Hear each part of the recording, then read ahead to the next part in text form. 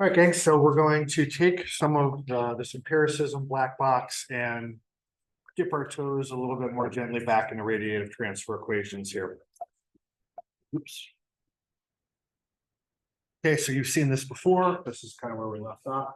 I put it back in because it was a cue for me to remember to tell you that this computationally expensive problem is not just getting solved today because computers are better.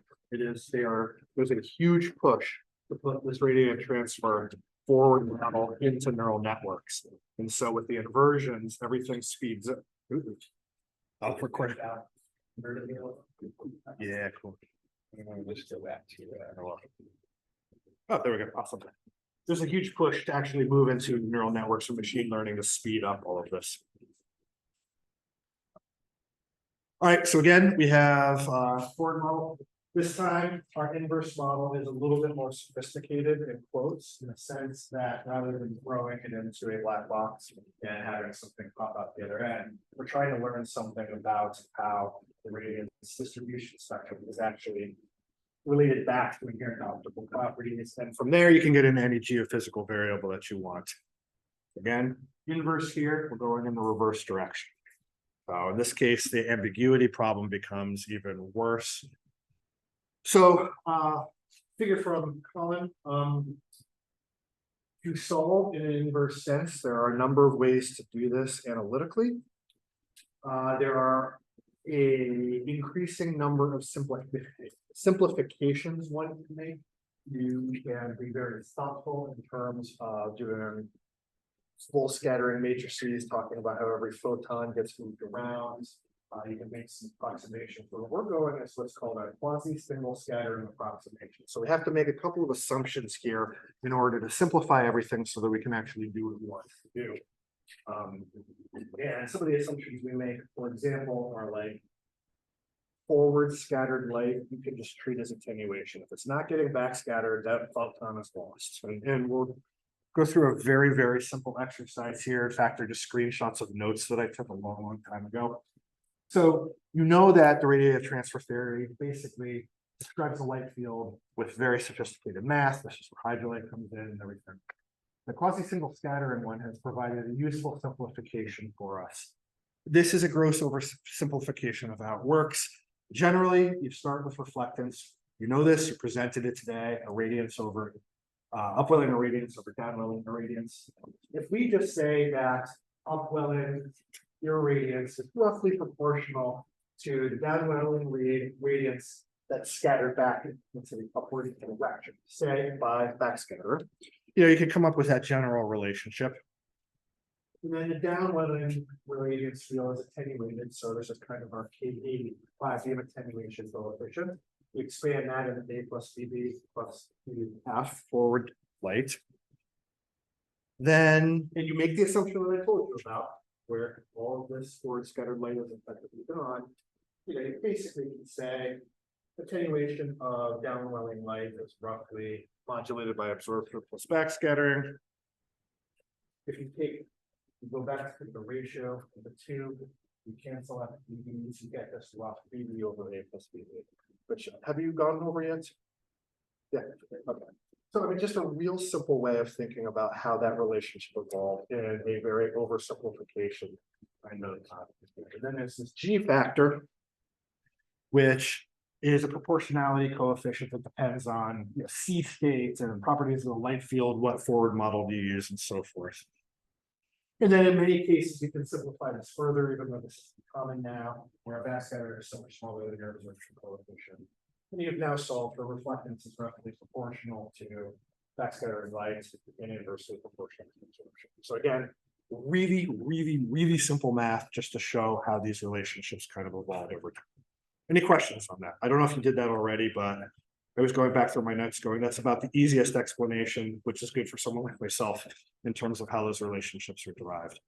So this is basically the radiative transfer equation simplified down into something that we can use. And this only holds for the sea surface. So hopefully by now somebody's told you about this groundbreaking paper from 1977. Colin's notes, read this over and over and over and over again. really, I showed you all those really great empirical figures before from the 80s. I mean, this is years before that, where Andre was thinking about how do we actually describe reflectance as a function of IOPs. I mean, radio transfer equation's been around forever, but before we even had a satellite, or they were thinking about, well, what are these relationships? Oops. And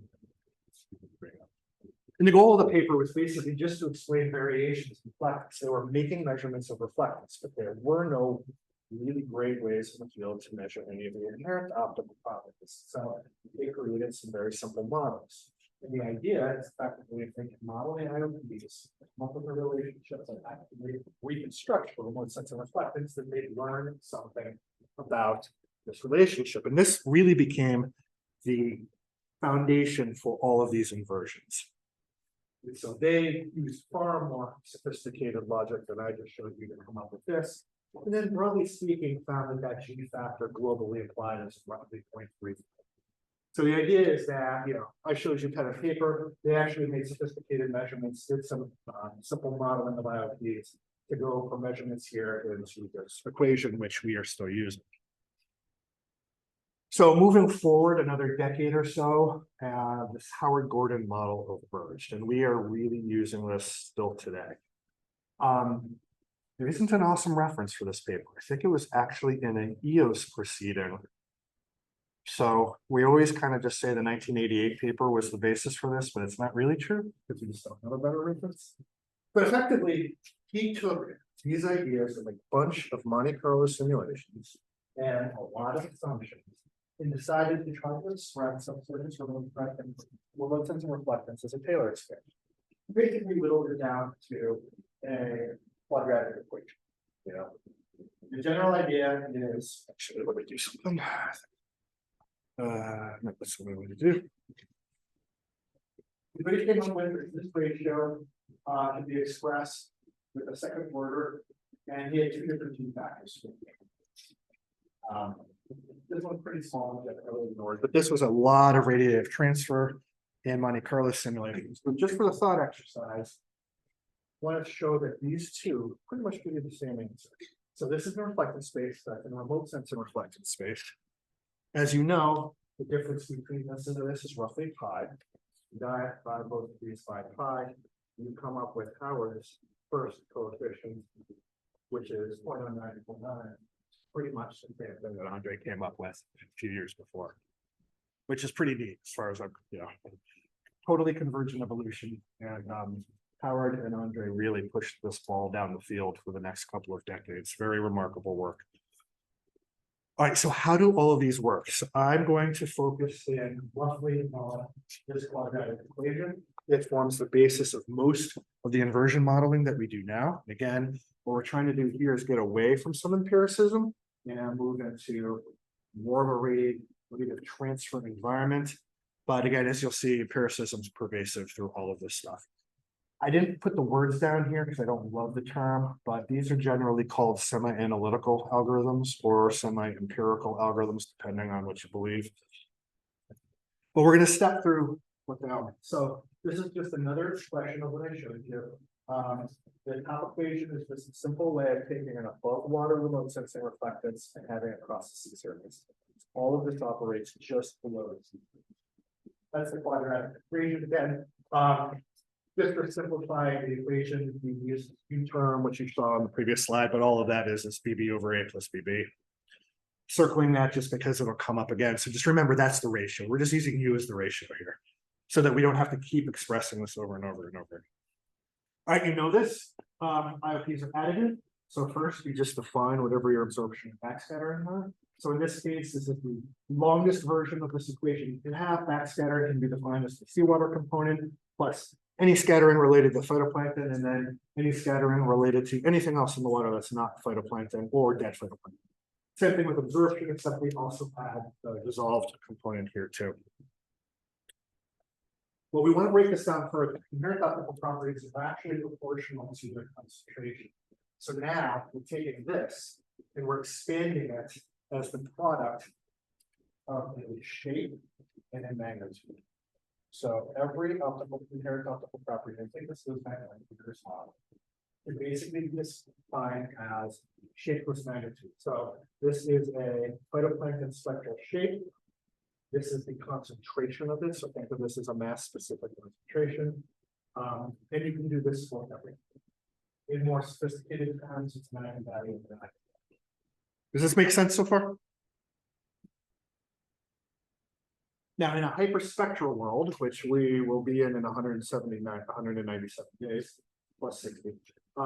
Sorry, that's what baseline is. You can have, in principle, as many of these as you want, within reason. But the reality is that our heritage instruments, you saw for CCZS 4 bands, C with 6 bands, Motus 7, Veers 5. You can't try to solve for more information than you actually have. So if you only have 5 useful wavelengths of light, you're not going to solve for 10 different phytoplankton species. But the information content just isn't there. So now we simplify things further. And in one case, for backscattering, what we typically do is just say, we're not going to separate it into a phytoplankton or an algo component and a non-algo component. It's just particles. And then for absorption, since, as you've seen in the lab, the spectral shape of CDOM and the spectral shape of the detrital material are generally the same, they're both exponential. We just say we can't separate them, we're going to add it. And so the equations simplify. You basically say n equals 1. So in this case now we're down to a magnitude for phytoplankton, magnitude for this combination of dissolved material and non-algal particles, and then the third would be backscattering. Any questions so far on that? Just again, simplify after simplify after simplify. All right, so then you put it all together. So this is going back to you. So now you've expanded, and it's color-coded equation. All I did here is just BB over A plus BB, but I put in the products of the eigenvector and the eigenvalue. Anything in black is something we know. We know it's not true. The spectral shapes are also known. They're what you define. And then you want to solve for the eigenvalues, the magnitudes. So really known. In this case, I put in 4, just to show you that it can be done. And the reality is again, you can make that equation as long as you want. If you think you have the spectral information, chances are you don't, but if you wanted to, you can make it long and beautiful. And then the way this operates is you decide what your spectral shapes are, however you decide to do that. And then you do some kind of regression or spectral matching technique. So this could be 11 bar Marquette, amoeba is another function, singular value decomposition, whatever.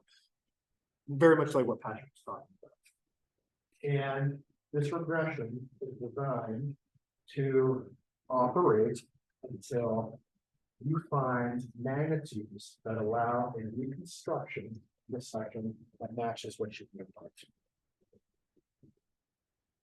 Okay.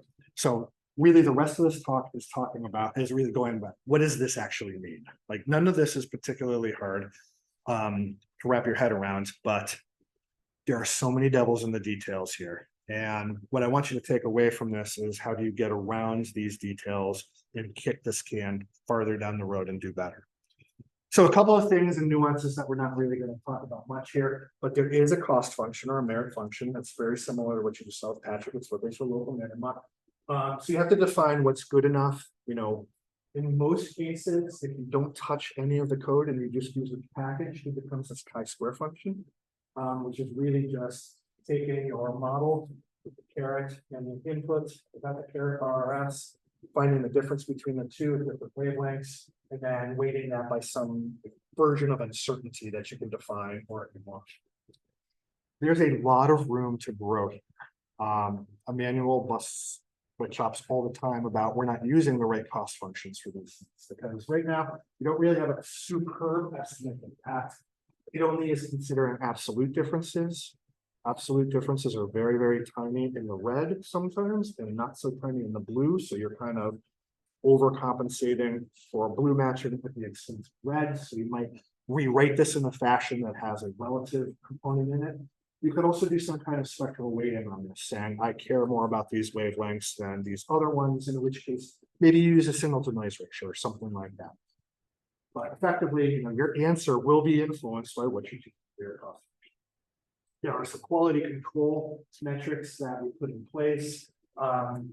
In this case, you can think about, well, again, I just want to make sure that the model that I'm reconstructing with my derived IOPs has to match in some fidelity for my inputs on.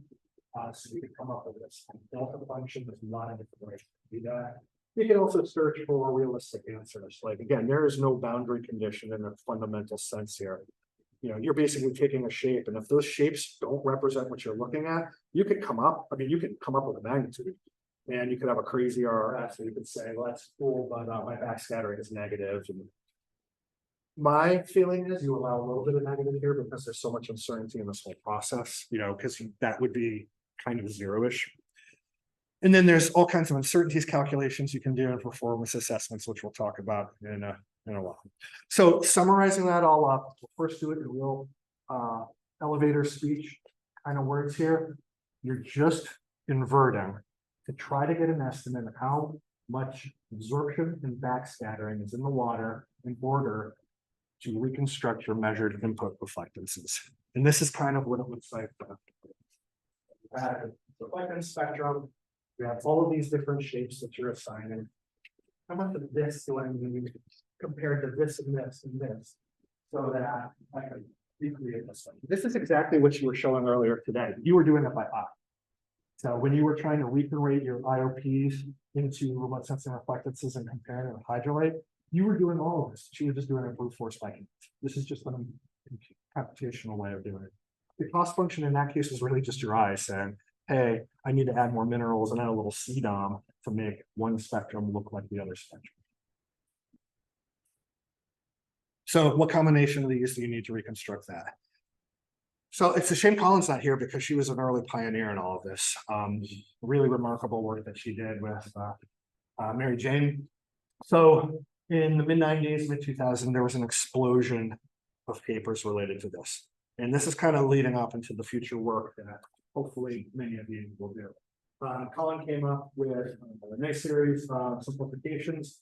She put in a 2-component backscattering model, and it's really some of the only work that actually took fluorescence into account.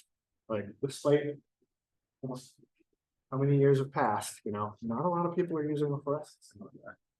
If you're familiar with the term QAA, it's one of our algorithms here that had its origin in 1996. If you're familiar with the GSM, another popular algorithm that had its origin in 1997, and then Colin and Emmanuel and Colin and a few of us have thought about different ways to do this over that decade. And in the broadest sense, really, all of these approaches kind of built off of each other. I mean, folks are still putting out little twists and turns and different things you can do here. But right around this time, the community started realizing that these really aren't that different. I mean, they're all using the same equations. You're just kind of picking and choosing things a little different. So there's some convergent evolution, but a lot of it was just stepwise building and building and building. And the reality is that most of the work just continued to use the same simplification, the quasi-single scattering approximation. And all of the different papers just made different choices of what shape to use. Or maybe my G is a little different from your G. But maybe I don't want to use the Gordon relationship. I'll use Andre Morel's relationship. But they all, like I showed you, they all kind of get you to the same place. So you have all these names and all these different papers, and there's just one little knob turned. And unless you know what you're looking at, you would think they're wildly different, and they're really, really not. And this is kind of just a summary of that from the 90s. And all those papers that I showed you, they just defined APH a little bit differently, where they chose different spectral slopes for backscattering and CDOM. Turns out the answer, you know, this matters. This really matters. But it became very, very difficult to decide which one to use when they were all so similar. And you now live in a consumer's market, so it's going to get worse. So if we go back to this equation, and we're just going to sit here and think about how do I define a basis vector for absorption by phytoplankton. You know, a bunch of us wrote a review paper a number of years ago, and this was the survey of all the different kinds of approaches. If you don't want to define your own, you know, you want to pick somebody else's. There's a lot to choose. or is it back? I will point out. They take something as an input. Where do you get this from? Your band ratio algorithm. So now your empiricism is starting to leak into your semi-analytical inversion. But there's a lot of choices here. There's a lot of very clever ways of doing this. The reason that we highlighted these is it allows you pixel by pixel in a satellite processing scheme of varying your spectrum. So some of the approaches like GSM just said, there's one size, there's one spectrum that rules them all. I think you've seen already that that isn't the case. So, all right, make some choices there. In terms of backscattering, it's the same thing. You'll note now for some of these approaches, we're using chlorophyll for both APH and now backscattering. A lot of different ways to separate total absorption. You can evolve that into its components. So you really have so many choices at this point, which is wonderful and kind of terrifying and overwhelming all at once. And then again, this is my reminder just to say, hey, this is all empirical. So we've simplified the radiative transfer equation, but now we've thrown a ton of empiricism into it. And then even in terms of doing neural math, and this is where again neural networks and machine learning can also come in. There are a bunch of different ways in terms of just solving the equation itself, doing your regression. Anyway, this will be online, so you can look at those if you want. So what we chose to do about 10 years ago is try to find a way of democratizing this. And when I'm saying this with no ego, I'm just saying that there's a tool out there. And instead of having an infinite number of variations of these with each line of code separate from one another, we created a generalized inversion model that allows you to kind of pick and choose your parameterization for whatever it is you want to do. And we call it the generalized IOP model, JIOP, because we're not very clever. Just kind of rolled off the tongue at the time. So no sales pitch, just knowing if this kind of work interests you. It is a framework in which you can do NASA-like processing or take my old MATLAB code and run these inversion models and change how you want to define your spectral shapes, or change, I want to do a matrix inversion instead of a Levenberg-Marquette spectral matching. So the idea is basically to democratize this to people who want it. But the idea is also it is going to force you to think a little bit more. And that was my real point in putting this in, is rather than just taking somebody's algorithm and letting it run and not worrying about what goes into the guts of this, this is going to force you to actually define the guts of it. So it kind of consolidates understanding of how all of these operate. It simplifies code maintenance and yada, yada, yada. One thing that came out of it, though, which is really important, is the sensitivity analysis. And this is where you would want to do something similar if you wanted to apply any of these inversions regionally. So if you just have a default configuration where I'm saying, hey, I think I know everything perfectly, we come up with an answer. And then you start taking some twists and turns of your own, saying, well, I think the backscattering spectral slope maybe it's not right. So if I raise it or lower it by a third, how does my answer change? If my core goes up by 33%, and I modulate that core for how much the change. And so the percent difference, you can see that the choices you make, depending on where they are, your answer will change. So again, we've done all these simplifications, but now you at some point have to define your own vectors for this to work. If you choose to run this in J, for example, it could be a third off in your total description.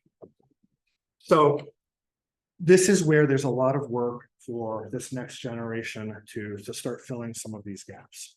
And I'm bringing this up so that you have a critical mind here. Just assume that you shouldn't just assume that these are going to be out of the box perfect for what you want to do. They're incredibly powerful because they are tools that allow you to separate phytoplankton from other components in the water column. But you have to be very conscientious about the choices that you make. So again, a lot of advances out there.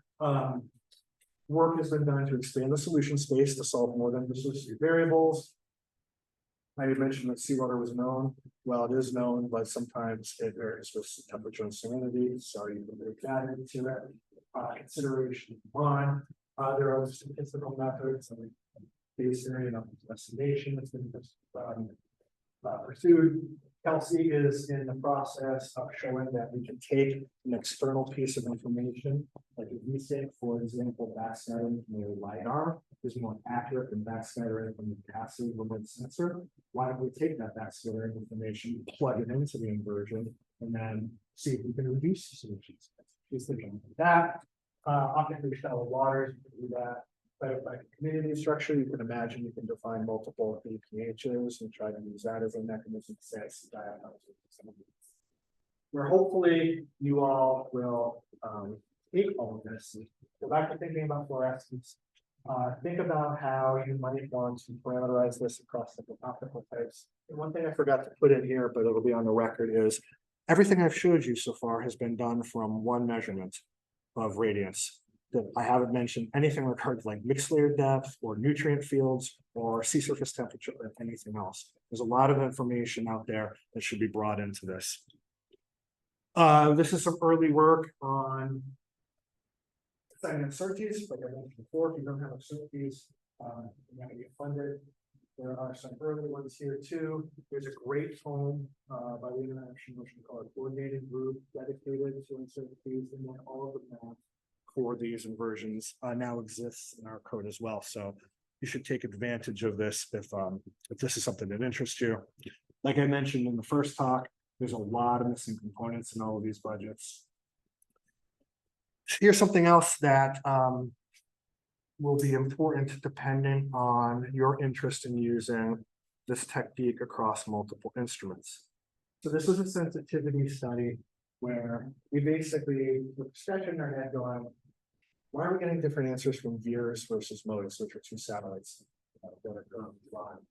It turns out, well, their wavelengths are a little bit different, right? And so what we did was create a simulated data set of motions and reflectance, and then say, I'm only going to pick, so your perfect radius, everything was using the same exact spectrum. All we would change is when we run this inversion, we're going to only use zero wavelengths, which, you know, there are 6 listed there, or we only use the 5 years wavelength. If both instruments are perfectly calibrated against each other, you would hope the answer would be the same, and it turns out it's not.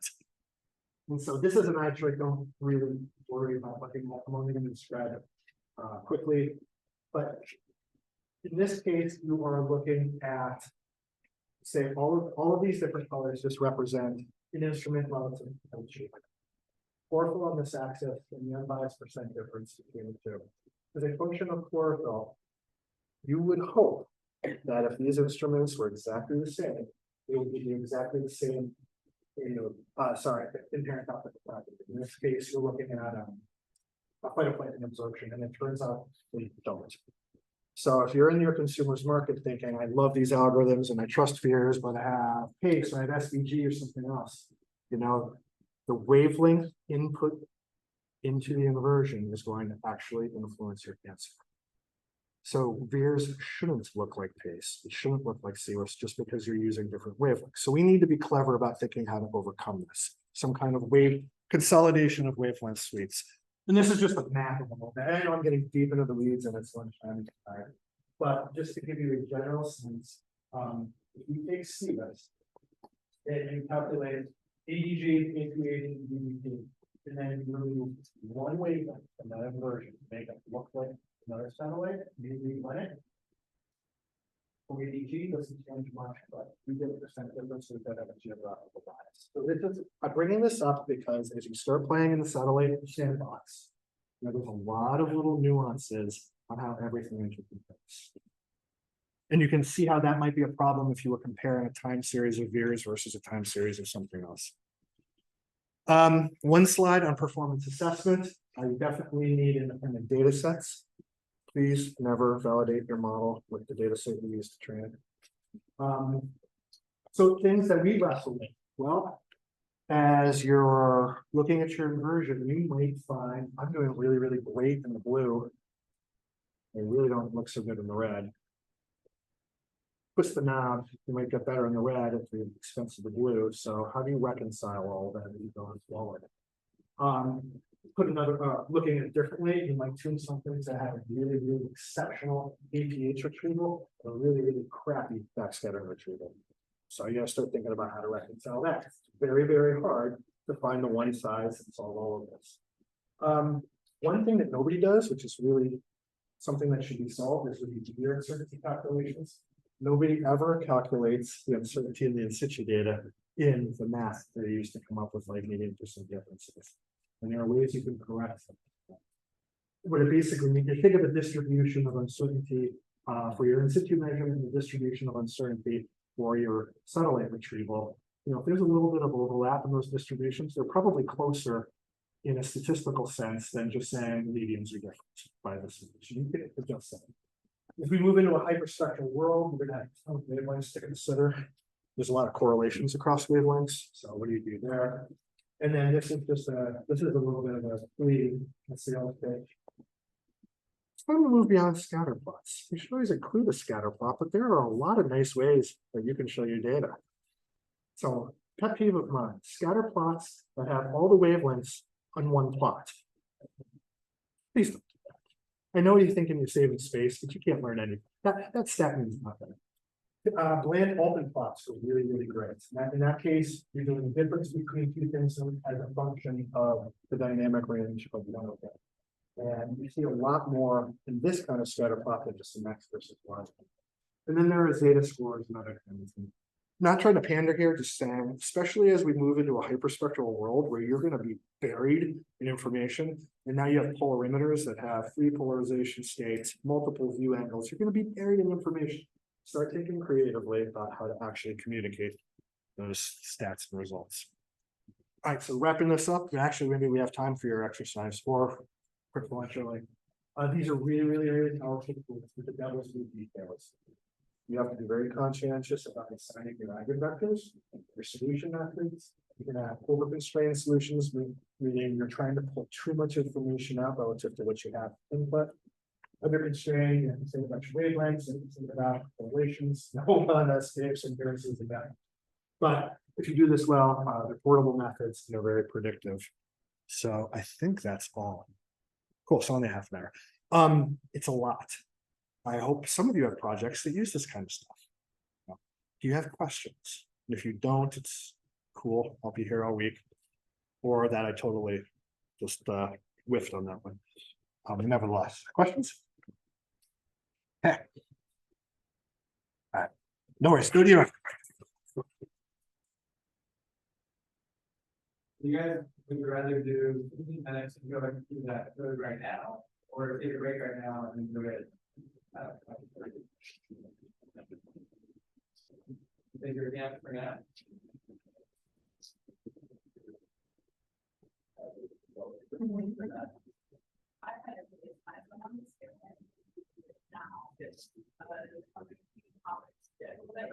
Back in the water and talk about your property.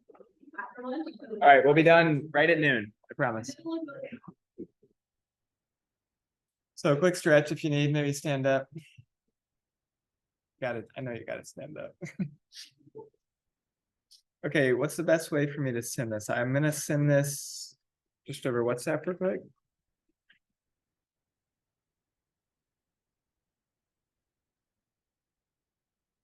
Okay, so go to this link.